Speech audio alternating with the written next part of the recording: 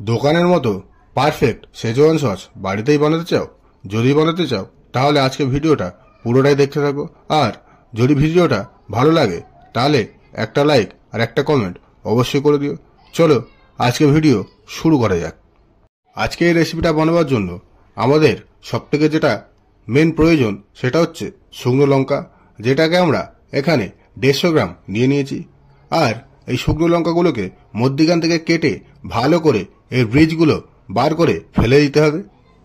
বীজগুলো ফেলার একটাই কারণ, না হলে এই শেজওয়ান সসটা প্রচণ্ড হারে ঝাল হয়ে যাবে। তার সঙ্গে যে জিনিসটা প্রয়োজন, আমাদের এখানে নিয়ে নিতে হবে 50 গ্রাম মতো কাশ্মীরি লঙ্কা। সেটাকেও ঠিক একইভাবে কেটে বীজগুলো ফেলে দেবো। কাশ্মীরি লঙ্কার বীজগুলো ফেলে দেওয়ার পরে সব লঙ্কাগুলোকে একসাথে করে নেব। তারপরে আমাদের যে জিনিসটা করতে হবে, এই লঙ্কাগুলোকে আমাদের বয়েল করে নিতে হবে। তা বয়েল করার জন্য আমরা চুলাতে একটা কড়াই বসিয়ে নেব, আর তার মধ্যে দিয়ে দেবো পরিমাণ মতো জল। জলটা যখন গরম হয়ে যাবে তখন আমরা এই লঙ্কাগুলোকে ওই জলের মধ্যে দিয়ে দেবো।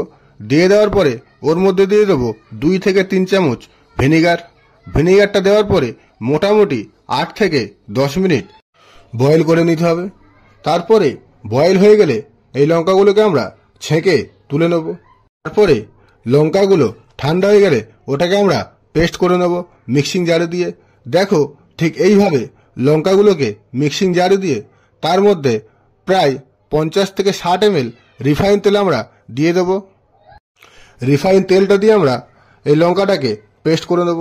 জলের ব্যবহার আমরা এখানে করব না, কারণ এই শেজওয়ান সসটা প্রায় 6 মাস মতো স্টোর করে রাখা যাবে।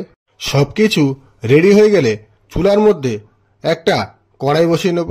তার মধ্যে 200 ml মতো রিফাইন তেল দিয়ে দেবো। তেলটা সামান্য একটু গরম হয়ে গেলে তার মধ্যে দেবো 2-4 পিস স্টার ইনিশ। স্টার ইনিশটা দেওয়ার পরে প্রায় 150 গ্রাম মতো কুচানো রসুন আমরা এর মধ্যে অ্যাড করে দেবো। রসুনটা দেওয়ার পরে মোটামুটি 2 মিনিট মতো ফ্রাই করে নিতে হবে। তারপরে দিয়ে দিতে হবে 100 গ্রাম মতো আদা কুচোনো আর 50 গ্রাম মতো স্যালারি পাতা কুচিয়ে। তারপরে মোটামুটি 3 থেকে 4 মিনিট মিডিয়াম ফ্লেমে নাড়াচড়া করার পরে ওর মধ্যে দিয়ে দেবো 1 চামচ মতো কাশ্মীরি লঙ্কার গুঁড়ো। তাতে কালারটা আরও ভালো আসবে। কাশ্মীরি লঙ্কার গুঁড়োটা দিয়ে একটু তেলের মধ্যে নাড়াচড়া করে দেওয়ার পরেই ওর মধ্যে দিয়ে দেবো পেস্ট করে রাখা লঙ্কাটাকে। তারপরে লো ফ্লেমে মোটামুটি 7 থেকে 8 মিনিট ভালোভাবে নাড়াচড়া করতে হবে। যখন দেখবেন শেজওয়ান সসটা একটু দানা দানা হয়ে এসছে, তখন এর মধ্যে অ্যাড করতে হবে পরিমাণ মতো লবণ, আর অ্যাড করতে হবে 1 চামচ অ্যারোমেট পাউডার। তার সাথে দিতে হবে সামান্য পরিমাণে হোয়াইট পেপার গুঁড়ো। সব কিছু দেওয়ার পরে আবারও প্রায় 5 থেকে 6 মিনিট নাড়াচড়া করে নিতে হবে।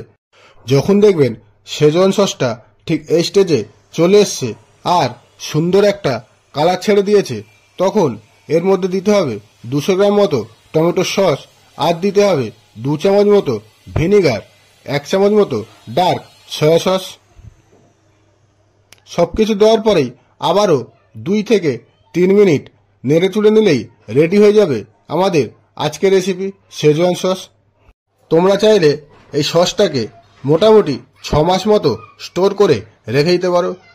তা বন্ধুরা, সসটা যখন একদম রেডি হয়ে যাবে তখন এর মধ্যে 1 চামচ মতো চিনি আর হাফ চামচ মতো শেজওয়ান পাউডার দিয়ে মিশিয়ে এটাকে আমরা নামিয়ে নেব।